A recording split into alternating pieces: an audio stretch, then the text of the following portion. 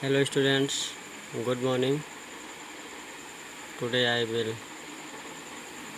start you remaining parts of the chapter number 2, that is community life. It is interesting to note that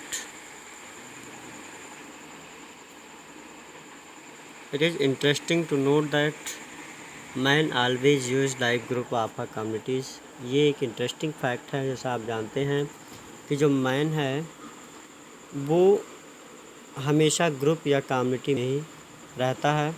the community gave him security from wild animal and he gathered more food and fruits and hunted better. Both men and women hunted and gathered food together. Both were active participants in community life. ये बहुत ही interesting fact है कि जो man है वो हमेशा community में ही रहता है। जो कम्युनिटी होती है वो आदमी को सिक्योरिटी प्रोवाइड करती थी वाइल्ड एनिमल से, जो कि ये लोग इकट्ठे होते थे, जिनसे जो वाइल्ड एनिमल्स होते थे उनसे सुरक्षित रहते थे, और जो फूड और फ्रूट्स है वो भी इनको अच्छे से मिल जाता था, और हंटिंग भी बहुत बेटर तरीके से होती थी।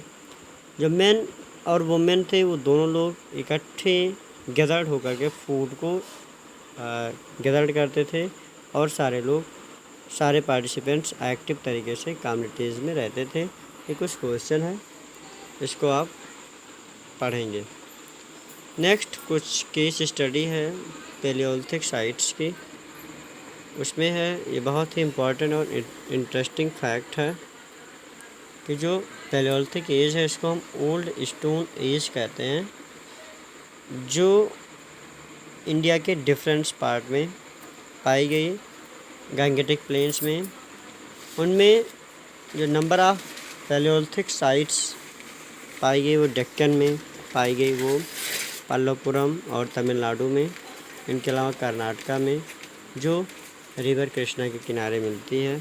इनके अलावा और भी जो बहुत सारे इसके बारे में जो इन्फॉर्मेशन मिलती है वो लगभग 15,000 स्टोन टूल्स इस रीजन में पाए गए हैं। उस टूल्स में एक्स, क्लीवर्स, चॉपर, स्क्रैपर, हावर, नाइफ्स और ब्लेड्स पाई जाती है। इनके अलावा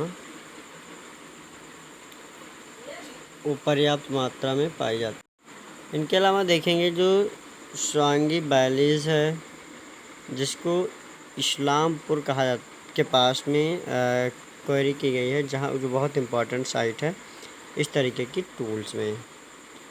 एक मेजोलिथिक साइट्स की हम लोग बात करेंगे, जो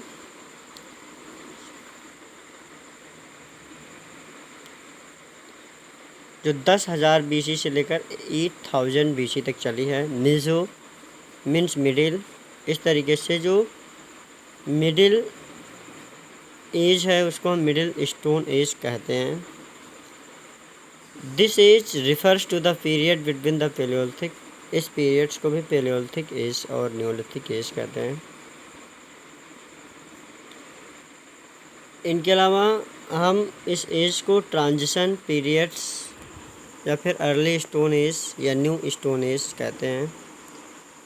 इस पीरियड्स के दौरान जो मेजर चेंजेस हैं वो क्लाइमेट चेंजेस बहुत ज़्यादा हुए, जिससे जो बहुत सारे रिलेटिवली वार्म कंडीशन हुई वो पूरी तरीके से शिफ्ट हो रही थी, जिससे जो बहुत सारे एरियाज हुई उसमें ग्रास लैंड बहुत ज़्यादा, वो एरिया ग्रास लैंड में कन्वर्ट हो गई, जिससे जो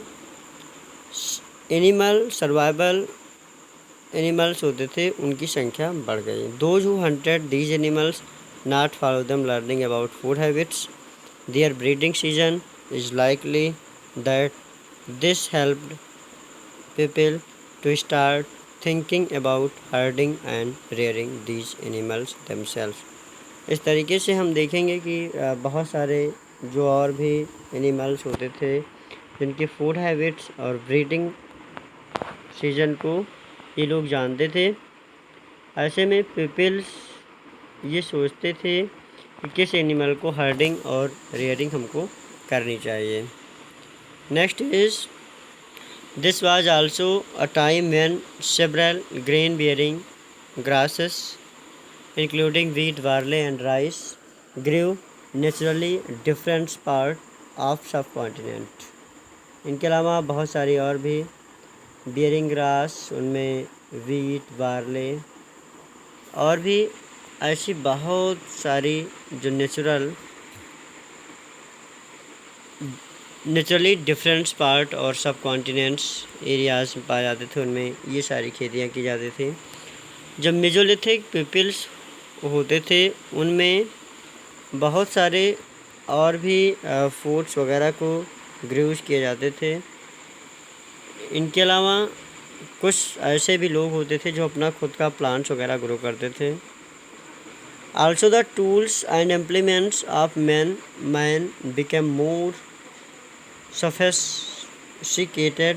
Man learned to make smaller, sharper and more efficient tools called microliths। जो बहुत सारे एनिमल्स होते थे उनमें टूल्स और इम्प्लीमेंट्स जो थे वो पूरी तरीके से सोफिस्टिकेटेड किया जाता था। जो मैन थे वो बहुत ही शार्पर और स्मॉलर एफिशिएंट टूल्स को यूज़ करते थे, उनको हम माइक्रोलिथ्स कहते थे। इनके अलावा और भी बहुत सारी इंटेलेक्चुअल लेवल पर जो ह्यूमन बीइंग्स थे उनकी संख्या इंक्रीज़ कर रही थी, उनमें मानसिक विकास भी हो रहा था। He stuck tools, handles, bones and make saws and sickles, जिससे अब जो उनके हथियार बन रहे थे उनमें इन लोगों ने बोन्स के हैंडल वगैरह लगाने शुरू कर दिए थे। He began to understand the importance of planting trees and sowing seeds. At the end of mesolithic age he learn about cultivation. He learn to domesticate the animal and also learn the art of fishing। Thus he was progressing towards agriculture and food production।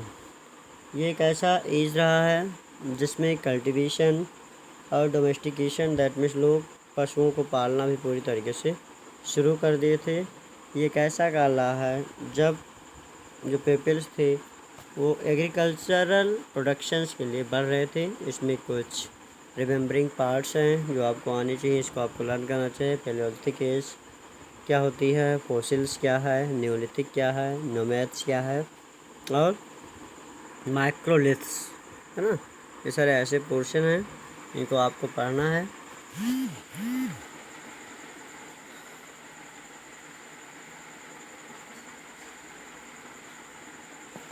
और ये chapter आपका complete हो रहा है। इसके जो exercise हैं वो आपको कल करा करके कल के वीडियोस में पूरी तरीके से हम भेज देंगे। आज के लिए इतना ही। और ये जो आपको रीफेरेज दिया गया है स्टोन एज, ठीक है, डिस्कवरी, इसमें कौन कौन से मेजर डिस्कवरी हुई है, तो इसमें जो सबसे मेजर डिस्कवरी हुई है वो हुई है डिस्कवरी ऑफ फायर। और जो भी पोर्शन है उसको आप बहुत अच्छे से पढ़िएगा। मेसोलिथिक एज, और ये जो थोड़े क्वेश्चन थे, which period known as stone age, why's stone age so called, है ना, क्योंकि इसमें सारे टूल्स स्टोन के बनाए जाते थे। 4 स्टोन एज डिवाइडेड किया गया, उसको लिखिएगा। कौन से ऐसे प्लेसेस जहाँ पे पैलियोलिथिक एज के वो सब पाए गए हैं, रूइंस वगैरह। पैलियोलिथिक माइन को नोमैड्स क्यों कहते थे, क्योंकि उनका परमानेंट सेटलमेंट नहीं होता था। स्टोन एज से आप समझते क्या हैं, ठीक है। स्टोन एज और पैलियोलिथिक एज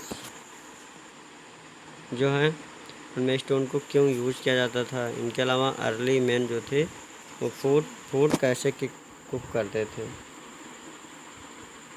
ठीक है। इतना आप इसमें देखेंगे।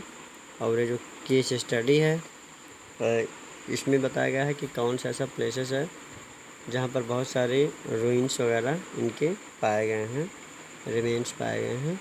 इसके बारे में आप डिटेल में थोड़ा पढ़ेंगे और जो क्वेश्चन आंसर है वो अगले क्लासेस में आपको करा दी जाएगी। आज के लिए इतना ही। और नेक्स्ट वीडियो जो क्वेश्चन आंसर है उसकी बनेगी और आपको कल की क्लासेस में मिल जाएगी।